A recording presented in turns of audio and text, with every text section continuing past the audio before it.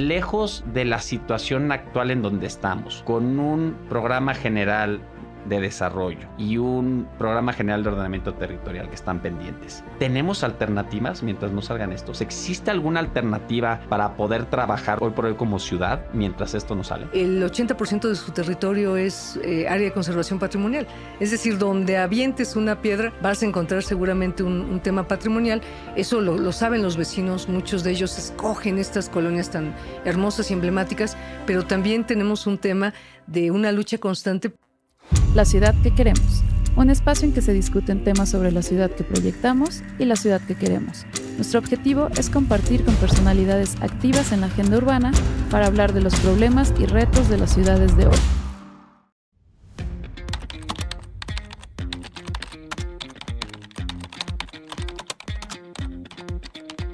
Bienvenidos y bienvenidas a La Ciudad que Queremos. Mi nombre es Lidia González y me acompaña en la mesa Miguel Cheschitz. Gracias, Lidia. ¿Qué tal? ¿Cómo están, auditorio? Gustan saludarlos. Bienvenidos a un programa. El día de hoy tendremos una gran plática con la maestra Gabriela Quiroga. Así es que, pues sin entrar en más, adelante, Lidia. Muchas gracias y agradecemos a la maestra Gaby Quiroga por aceptar la invitación. Muchas gracias. Gaby, si nos puedes contar un poquito de cuál es tu relación con la ciudad, con el campo del urbanismo, en qué actividades estás involucrada actualmente y también, por ejemplo, qué ciudades son las que te gustan, qué es lo que hace una ciudad agradable, disfrutable, en qué ciudades has vivido, por favor. Muchas gracias. Antes que nada, un saludo al auditorio y un agradecimiento, Miguel, Lidia, por recibirme, por recibir al Colegio de Urbanistas. Decirles que mi relación con la ciudad es desde que nací. Yo nací en la Ciudad de México, toda mi vida he vivido aquí en la ciudad y bueno, he tenido algunos temas en el Estado de México, también viví un poquito. Y las ciudades que más me gustan, evidentemente, son aquellas que tienen patrimonio, que tienen mucha cultura y que son caminables. Esas ciudades creo que son las más interesantes y las más importantes. Y México, nuestro México, tiene toda una gama de ciudades que son interesantes. ¿Qué me gusta hacer? Pues evidentemente mucho de mi tiempo me dedico, Lidia, a leer sobre las ciudades, a caminar. Me gusta mucho caminar. Llego a cualquier ciudad y lo primero que busco son sus elementos más interesantes e icónicos, ¿no? Entonces, pues esos son como dos de mis pasatiempos más importantes. Muchas gracias. Ciudad de México, ¿qué es lo que te encanta de la Ciudad de México? Por ejemplo, cuando caminas, ¿qué es lo que te atrae ver, oler? ¿Qué es lo que te gusta? Híjole, justo ayer lo estábamos comentando con un paseo que tuve con mis papás. Es una ciudad cosmopolita. Puedes estar en un minuto en un lugar tan hermoso como es el Paseo de la Reforma y cruzar una calle y encontrarte pues ya con otro contexto urbano. Me encanta mucho, por ejemplo, las tardes, que hay una luz impresionante en esta ciudad.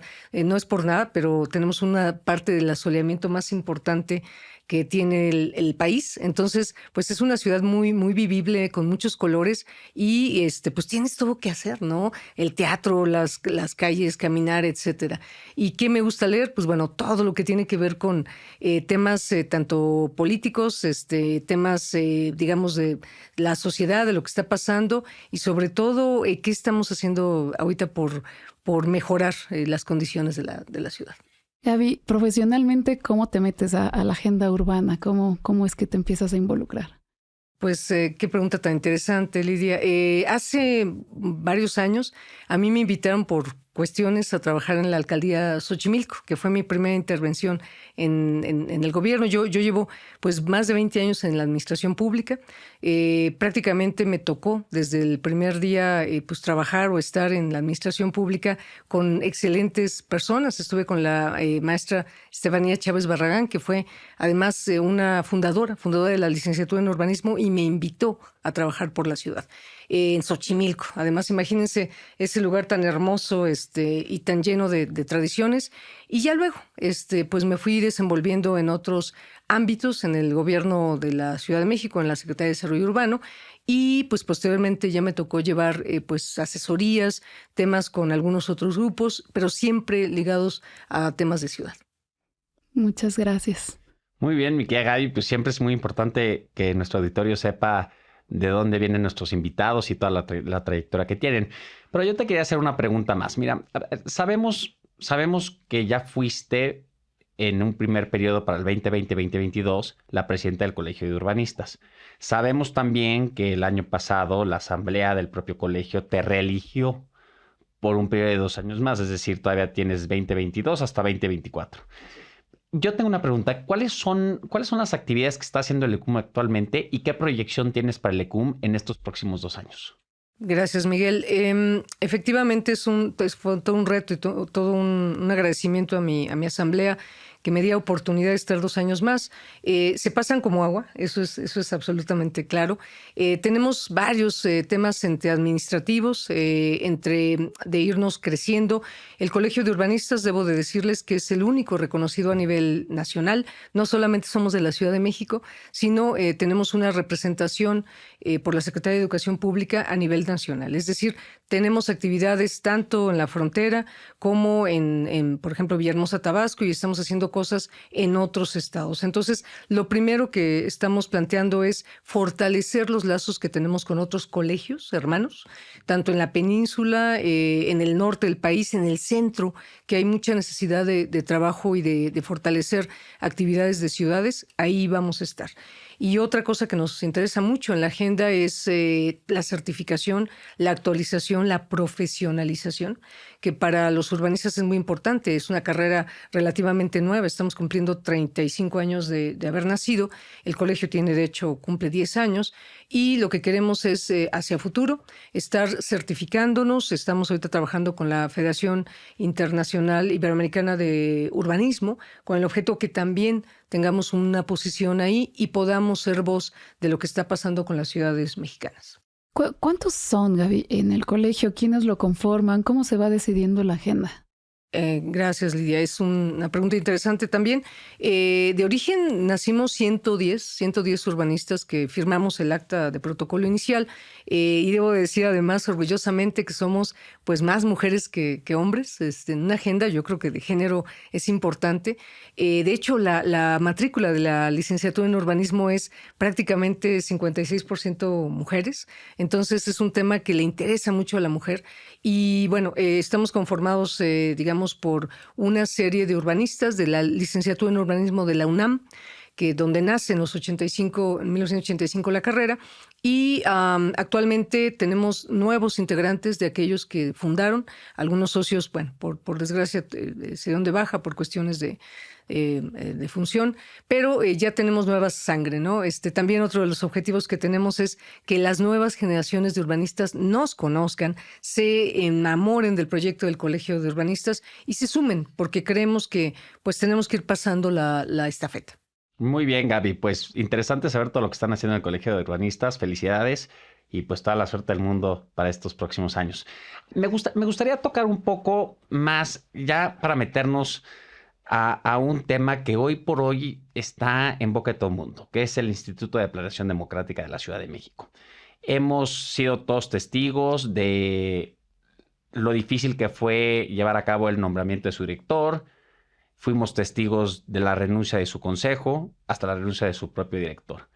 Hoy por hoy existe un encargado del despacho, pero no es un director, no está nombrado, no está acreditado por el Congreso de la Ciudad de México. Mi pregunta para ti es, ¿existen perfiles para este tipo de cargos en la Ciudad de México? Y si es así, ¿qué se requiere para ser director de este instituto?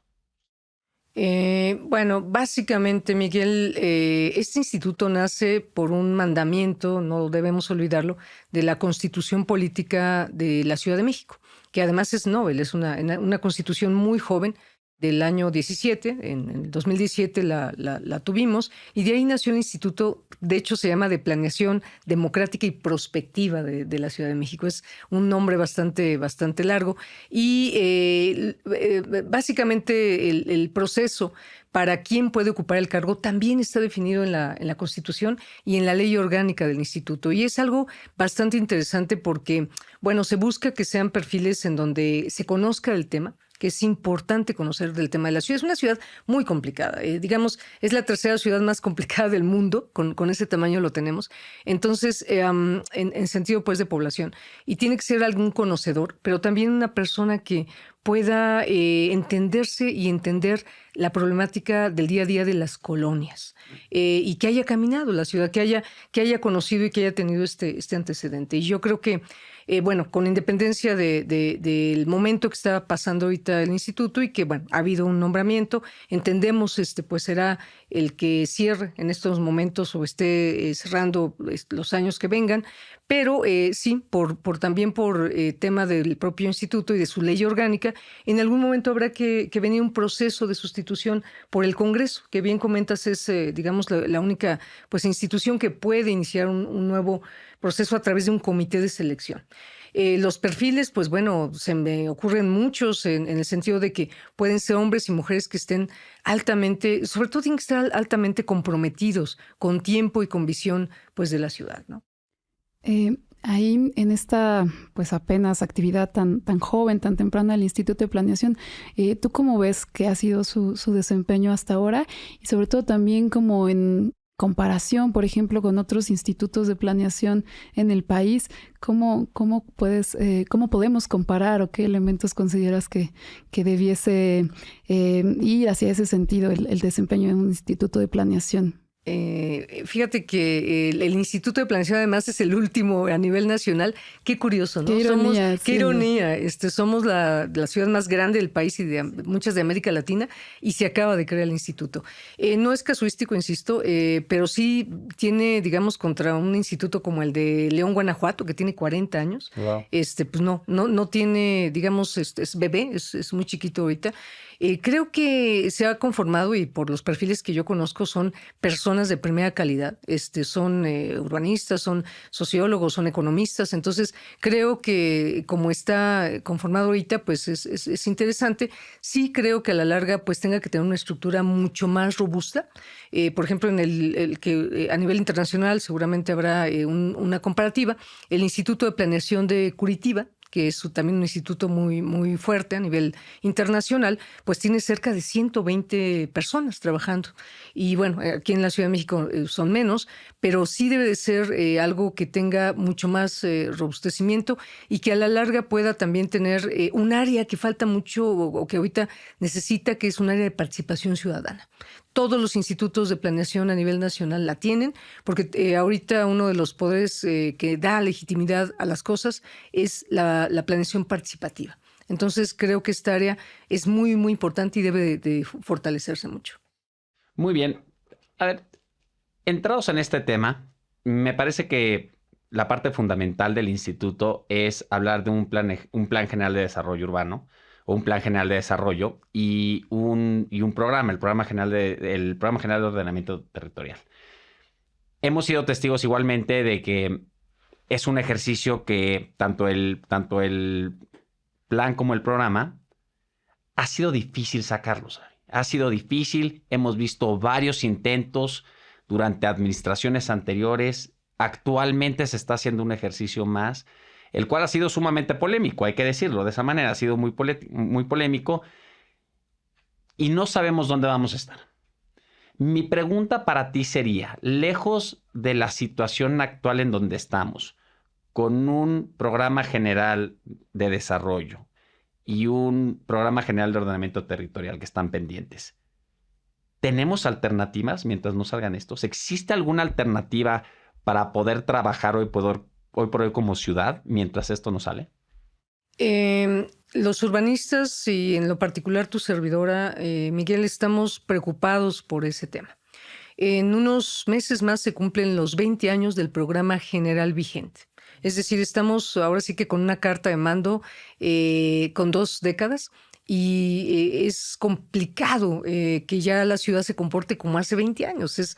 Evidentemente ya es otra ciudad, tenemos otra complejidad, otra dinámica. ¿Y qué se requiere o qué se requeriría o qué podemos hacer? Yo creo que las autoridades están ya planteando algunas ideas, ya adelantaron de hecho 2 proyectos que ya están enviados al Congreso.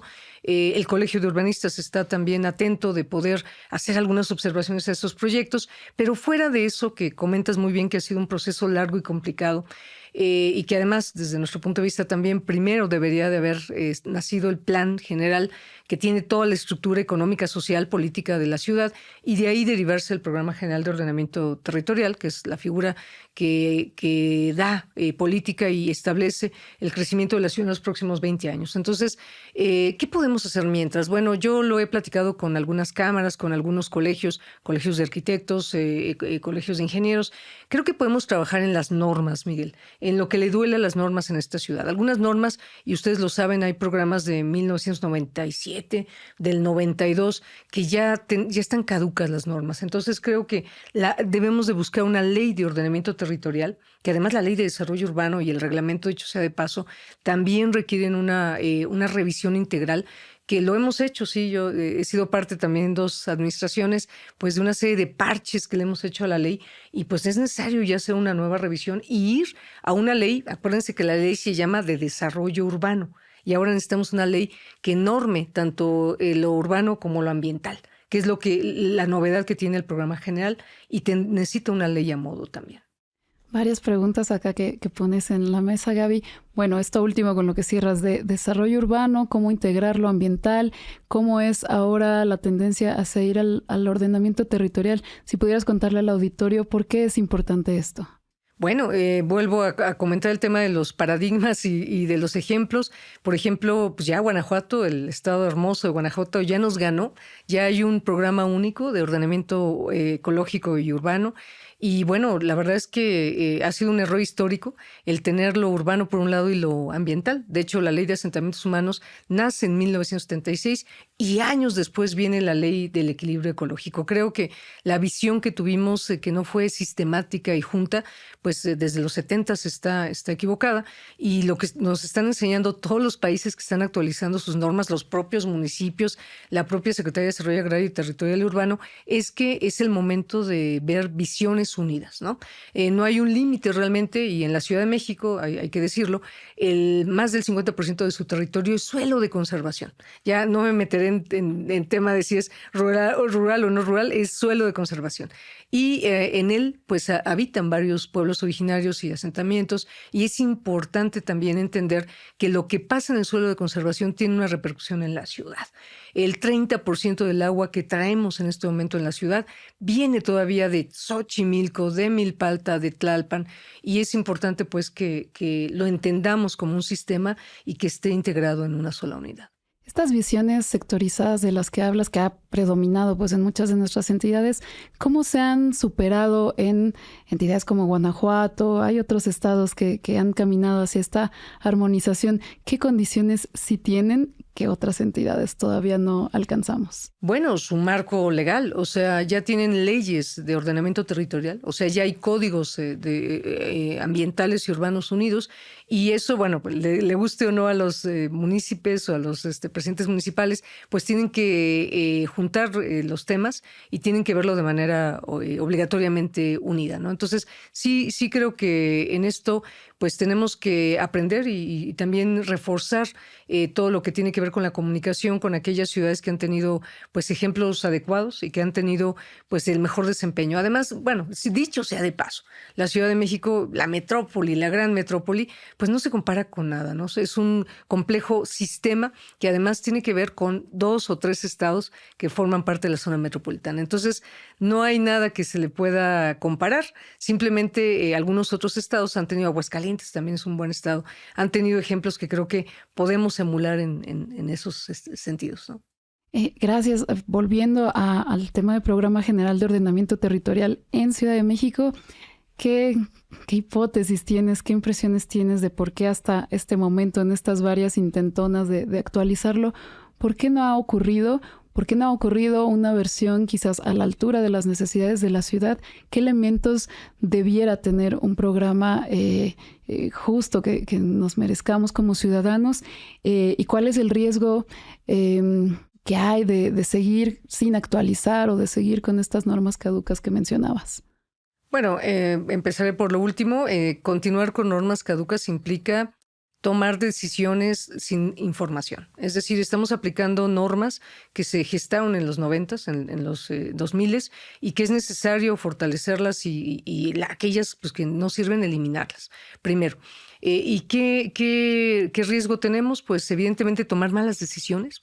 No olvidemos que la ciudad además tiene 16 demarcaciones territoriales, alcaldías ahora, y cada alcaldía, además la Constitución, le establece también un vínculo importante de lo que va de sus funciones. Entonces, el no tener un marco regulado a nivel integral y además metropolitano nos lleva a tomar malas decisiones. Algunas alcaldías pueden tener una posibilidad de crecer o con polígonos de crecimiento que ya no dan para más. Un ejemplo puede ser pues Benito Juárez, por ejemplo, en donde ya hay que estudiar sus territorios. Es un programa del 2005 y pues ya es necesario hacerle actualizaciones, ¿no?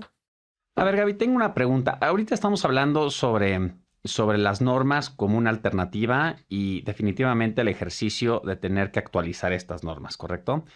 Y estamos hablando también de un escenario metropolitano. Mi pregunta sería, ¿cómo se entrelaza? ¿Cómo entrelazas a la Ciudad de México con las políticas de la zona metropolitana? Bueno, también desde los 70s ya hubo una obligación, hay una comisión metropolitana. La Ciudad de México, recuerden, entre los 40, 50, 60, 1900, empezó a tener una dinámica mucho más fuerte con el Estado de México.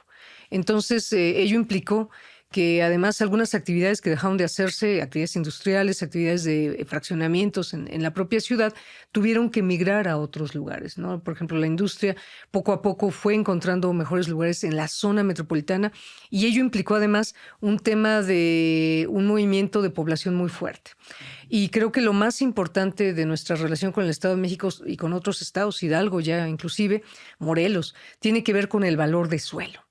Nosotros, las políticas urbanas, la toma de decisiones genera también, recuerden que en algún momento tuvimos el Bando 2 en la Ciudad de México y ello implicó que el mercado del suelo en la ciudad cambió en varios sentidos y eso implica también que los desarrolladores, la política de vivienda social tiene que buscar los mejores mercados. Es decir, la vivienda más económica tendrá que encontrar los lugares más económicos y ello generó que tuviéramos pues ciudades dormitorio, desafortunadamente en el Estado de México y en básicamente 20 municipios que son los que nos dan la población que tenemos ahorita trabajando en este corredor de reforma, en el corredor en otros lugares que vienen del Estado de México. Entonces, esa simbiosis entre municipios y la Ciudad de México, pues ya tiene muchos años y creo que debe de ser trabajada. ¿Y cómo lo estamos haciendo?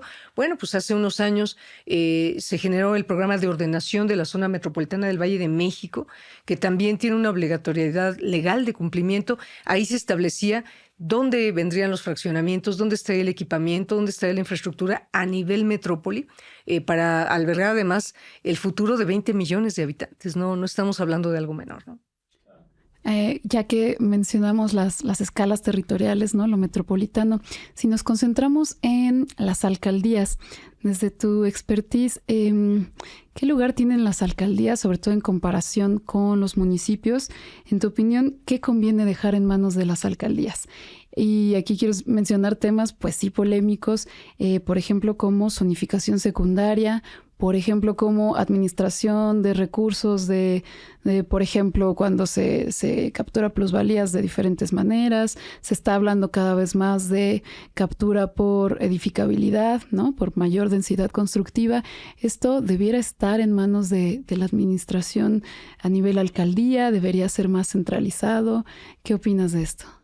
Pues también conforme lo que establece la propia Constitución, digo, me basaré en lo que establece la Constitución, le otorga a las alcaldías varias, la literal G, le otorga varias facultades, entre ellas administrar su territorio, a diferencia de los municipios, Lidia, que tienen una clara tendencia por el 115 constitucional, ellos administran y deciden su territorio, las alcaldías no, tienen que partir del Programa General de Ordenamiento Territorial y a partir de eso actualizar sus propios programas que ahora se van a llamar de ordenamiento territorial, los POTS por cada alcaldía, y creo que su función, si bien deben de participar de manera general en el programa general, ellos deben de tener también una visión, porque bueno, son los alcaldes, las alcaldesas que conocen bien el territorio y sus ciudadanos, y deben de tener una implicación en administrativa, sobre todo en el tema de dónde puede haber potencial. Eso me parece que puede ser interesante, derivado del programa general, que da áreas de gestión territorial, y ahí encontrar, por ejemplo, todo el tema patrimonial, que me parece que es importante que ellos lo vigilen, lo evalúen, que haya una posibilidad de que ellos también tengan verificación, que esas actividad es muy importante en las alcaldías, y que hay una actividad muy bonita que es el espacio público, ¿no? A raíz de las medidas de integración de los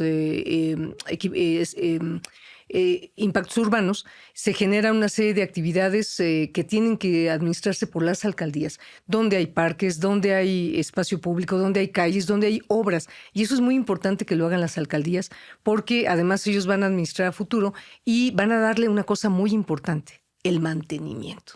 Y por eso sí creo que esta actividad debe de estar con ellos, con una visión, por supuesto, global del programa general, y que, bueno, entender también que las alcaldías pues tienen un límite administrativo, pero no siempre es muy funcional, ¿no? Porque administrativamente aquí empieza Benito Juárez y termina y empieza Cuauhtémoc, pero la verdad es que es una calle, es el viaducto, pero integralmente pues todavía tienen una correlación muy importante.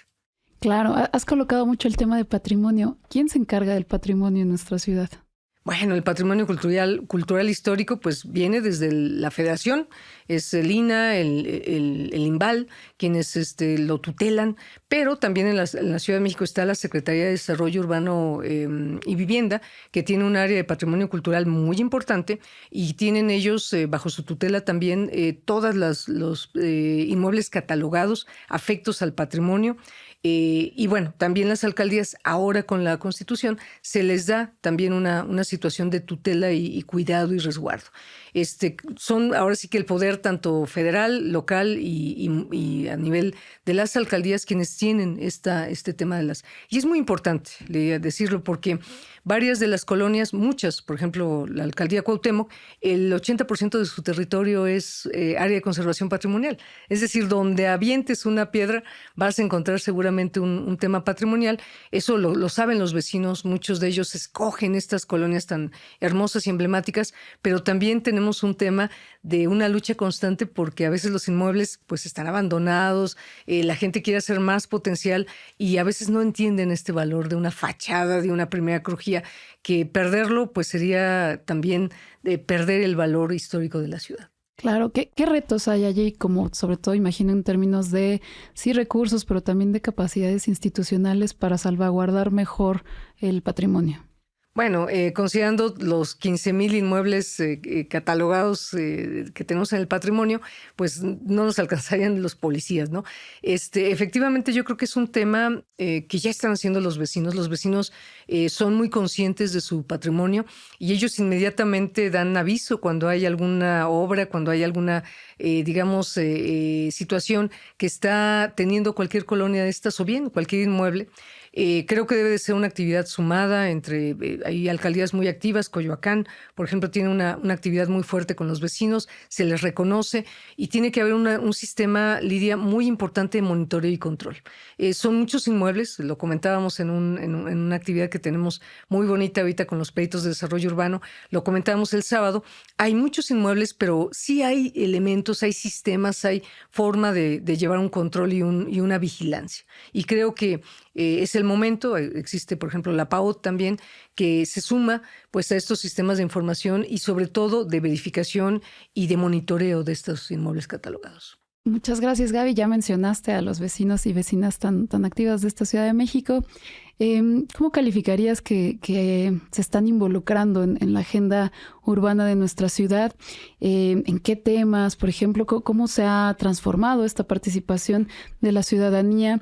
Y por ahí pues también preguntarte cómo debiera ser el proceso participativo de esta actualización del Programa General de Ordenamiento Territorial de la que hemos estado aquí hablando, cómo debiera ser, hacia qué referentes voltear con respecto a otras ciudades, No sé si estarás de acuerdo en que ha sido uno de los elementos pues más polémicos en términos de legitimidad al momento de actualizar y de estas nuevas versiones de programa, pues ha sido siempre polémico hablar de los procesos de participación ciudadana.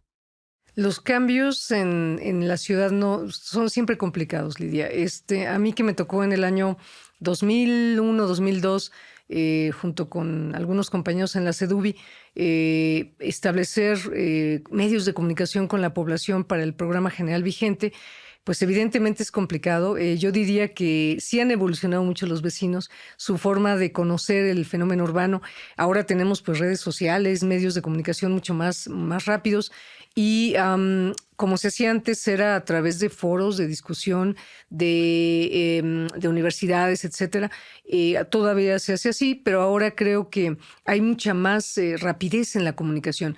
Y también hay rapidez en la mala comunicación, diría yo, y eso juega mucho en cómo vamos a poder sumar a los vecinos. ¿Cómo ha evolucionado? Pues con los medios de comunicación. Antes era pues prácticamente un plano o tenía uno que acudir a una secretaría para conocer cuál era el modelo de los próximos años en la ciudad, y siempre ha habido mucha participación y por cierto, mucha participación de mujeres. Son como que las primeras que están en la batalla. Y hay una participación también diferente entre pueblos originarios, entre zonas de Xochimilco, Milpalta, a las vecinas del centro de la ciudad o a los vecinos. Y todo es valiosa. Creo que hemos aprendido. La ley de participación ciudadana cambió.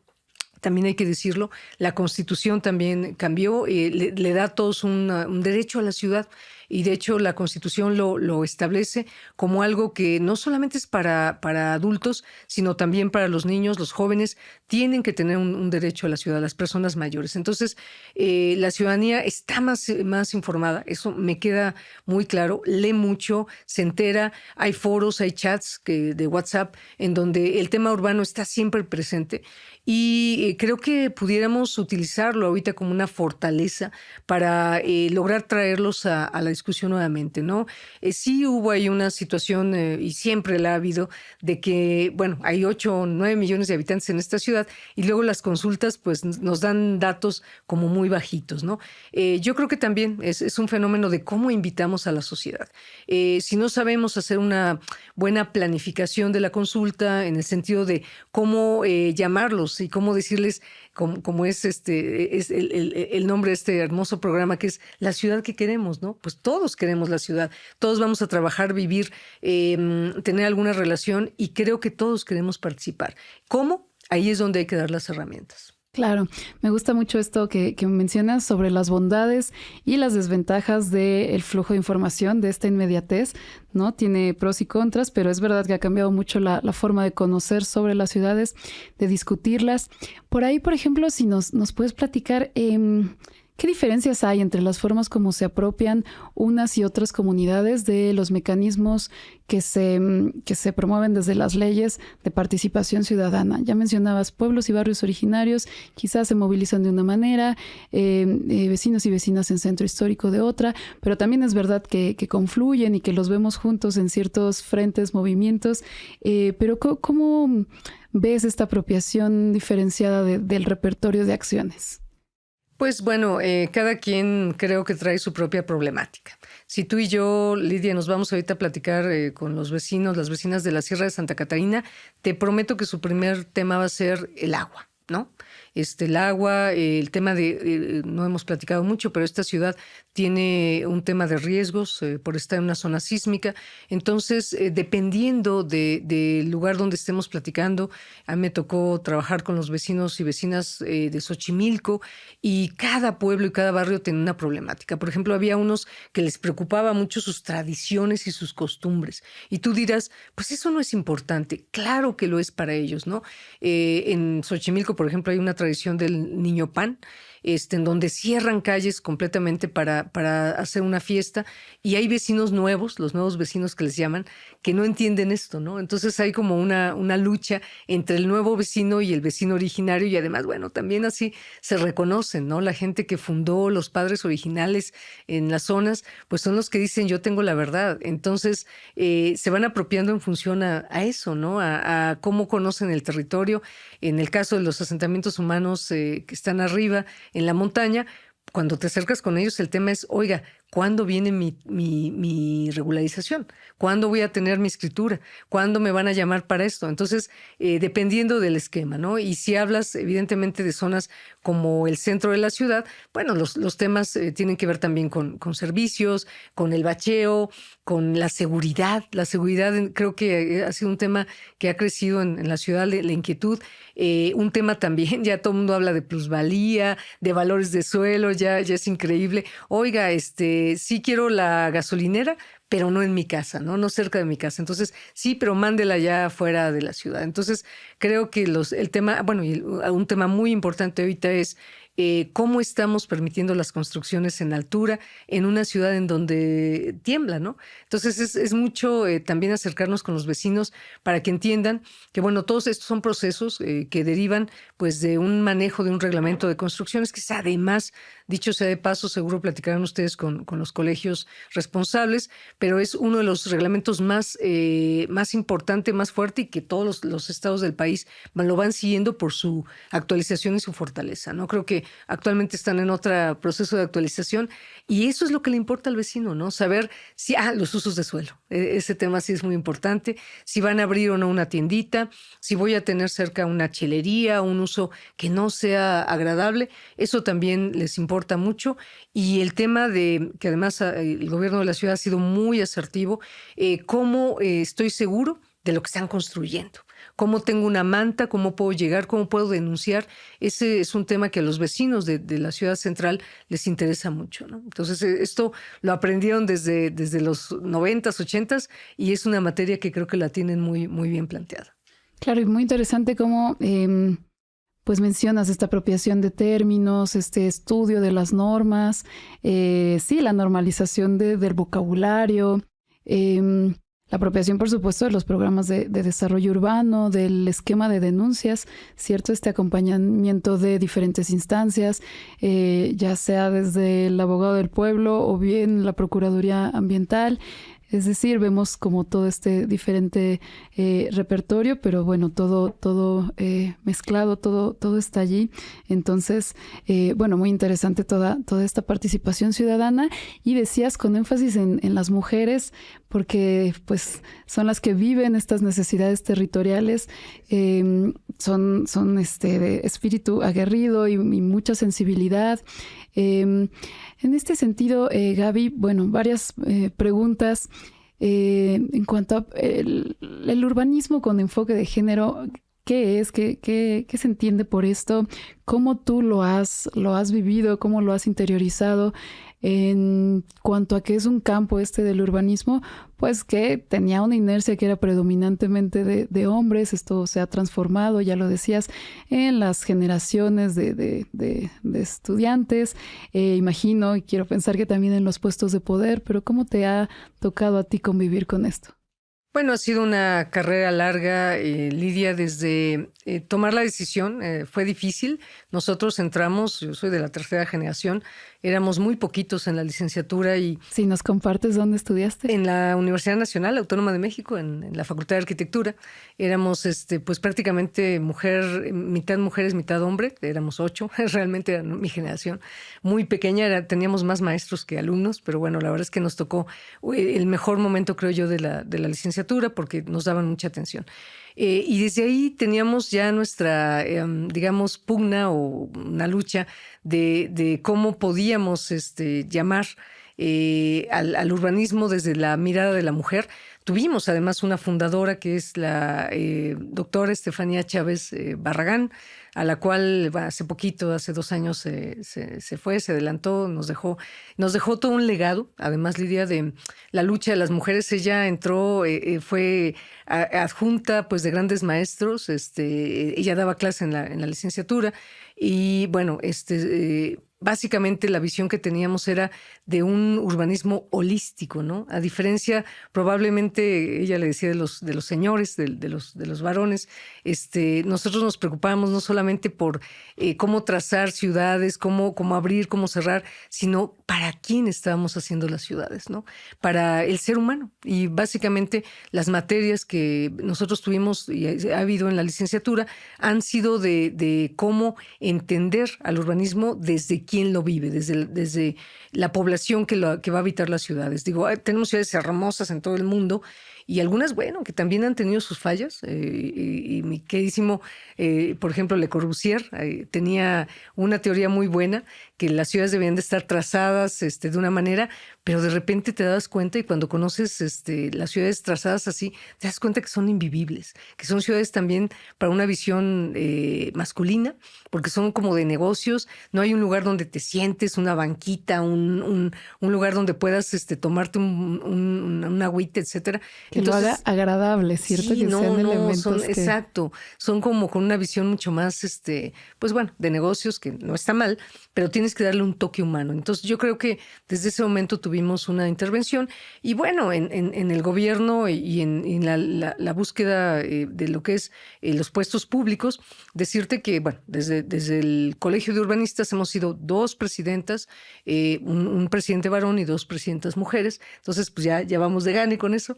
Y bueno, creo que hemos estado impulsando a la mujer desde la visión de que tenga pues cada vez una participación, ¿no? La maestra Estefanía siempre nos impulsó, ella nos dio, por ejemplo, la posibilidad de llegar a una subdirección, luego de ahí llegar a una dirección y luego ir escalando puestos, ¿no? Creo que ahí se rompe un poco el paradigma de que, o la idea de que entre mujeres no nos apoyamos. Ahí se buscó eso, ella siempre buscó eso y a nosotros nos enseñó, y yo creo que a mí me ha tocado también abrir brecha con mis compañeras urbanistas, en ir logrando que pues vayan colocándose cada vez en mejores puestos de toma de decisión. Ya llegamos, yo lo decía en un programa de la ONU, y ya no nos van a quitar. Excelente, muchas gracias por esa reflexión, pero también preguntarte cómo ha sido la reacción de compañeros en diferentes jerarquías. ¿Qué importancia le dan al enfoque de género? ¿Cómo ha sido recibido? No sé, ¿qué tipo de experiencias nos puedes compartir en este sentido? Fíjate que yo creo que ya a estas alturas y viendo tantos ejemplos internacionales, estamos trabajando, no es una visión o masculina o femenina, sino tiene que ser una visión holística, ¿no? Y yo creo que ellos ya entendieron y ya se enteraron, además, de que lo mejor es que tengamos estas visiones compartidas para hacer pues mejores decisiones, mejor toma de decisiones. Yo creo que lo han atendido, lo han entendido y se han sumado. Muchos de ellos, bueno, amigos de carrera, muchos compañeros, además, presidentes de colegios que he tenido la fortuna de trabajar con ellos, ya lo ven como parte de su agenda, Lidia. Eso me da muchísimo gusto porque pues de repente ves en los congresos, en los grupos, las mesas de trabajo, mujeres y hombres. Entonces yo creo que eso es muy importante pues ya para el trabajo futuro que vamos a tener, ¿no? Claro, desde todo este trabajo que haces, Gaby, ¿qué percibes que podemos aportar o estamos aportando las nuevas generaciones de urbanistas? Ya lo decías, hay una sensibilidad muy distinta de pensar para quién hacemos las ciudades que vamos construyendo entre todos y todas, o pensar más allá de la funcionalidad, pensar en la habitabilidad, en elementos agradables para vivir y convivir. ¿Qué aportaciones estamos brindando como nuevas generaciones? Bueno, justo hoy además me enteré de que una joven urbanista mujer está tomando hoy su grado, tuvo su examen profesional, le fue muy bien. Y ella, por ejemplo, llevamos un tema, yo fui su asesora en un tema muy bonito que habla de las escuelas y la ciudad. Y realmente era un tema que no se había tocado, ¿no? Como tu servidor estuvo un ratito en el INIFED, en el Instituto de Infraestructura, de repente se acercó conmigo y me dijo, ella, ¿no? Jovencita, oiga, urbanista, pues yo me interesa ese tema. ¿Qué hace un urbanista en INIFED, por cierto? Que fui la primera, además. Y, me entrevistó y todo, y de repente dijo, oiga, yo quiero hacer eso. Nadie ha hablado de que la estructura urbana y el centro de barrio y el corazón de las ciudades muchas veces tiene que ver con la escuela. Y además, pues todos nos referimos, ¿no? La primaria, la secundaria. Digo, la mayoría de nosotros pasó por escuela pública y era el corazón en donde nos conocíamos, nuestro primer novio o novia, etcétera. Pues de ahí salió. Entonces hizo un tema bien bonito. Se los presumiré si luego me invitan otra vez, seguramente Claro que sí, bienvenida. a presentar ese tema, en donde pues ya los urbanistas nuevos ven, a diferencia de nosotros, la visión de la infraestructura educativa como una parte muy importante de las ciudades, y ellos están pues con toda la estructura que no tuvimos nosotros, de geomapas, de sistemas de información. Ellos están al día, ¿no? Y bueno, ya usan dron, ya usan otros mecanismos para el conocimiento y acercamiento técnico, y van a poder tener algo que nosotros, bueno, pues en nuestras generaciones no teníamos, que era los datos. Así que los datos, ¿por qué? Porque para saber si una zona tiene capacidad de carga urbana, ambiental, hídrica, pues necesitamos los datos. Y ellos, más que en otras generaciones, son los que están ahorita al día y pueden encontrar rápidamente esa fuente de información.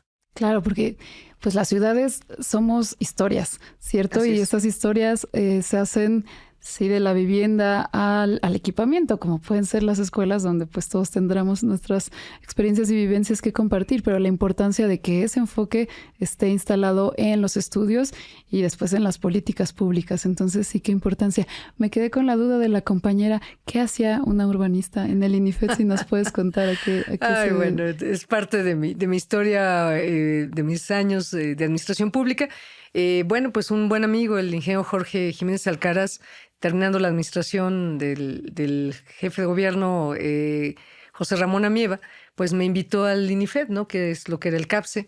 Y se dedican a construir escuelas en todo el país. Son, digamos, el órgano constructor de escuelas de todo el país. Y bueno, dicho sea de paso, el país tiene cerca de 196,000 inmuebles escolares. Entonces no es menor, Lidia, Miguel.